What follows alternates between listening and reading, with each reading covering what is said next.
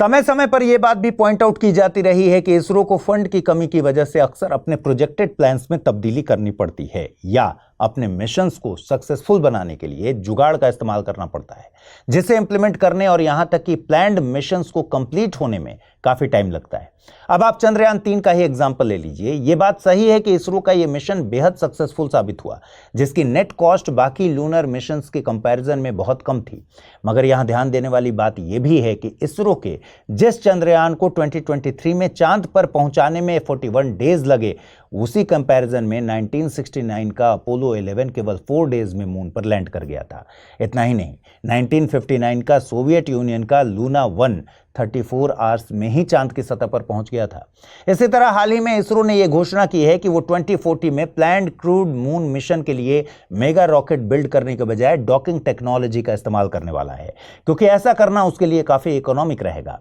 अब यह बात सही है कि इसरो की ये स्मार्ट अप्रोच उसकी अनपैरेलल्ड कैपेबिलिटी को दिखाती है, मगर एट द सेम टाइम ये बात भी उतनी ही सही है कि इससे हमारे प्रोजेक्ट्स की गति पर बार बार स्पीड ब्रेकर्स लगते रहते हैं, जो लॉन्ग टर्म में एक घाटे का सौदा साबित हो सकता है। यही कारण है कि इसरो के ही एक्स चीफ के सिवन ने भी कुछ साल पहले ये बात मानी थी कि इसरो केवल फ्रूगल या किफायती इंजीनियरिंग से आगे नहीं बढ़ सकता।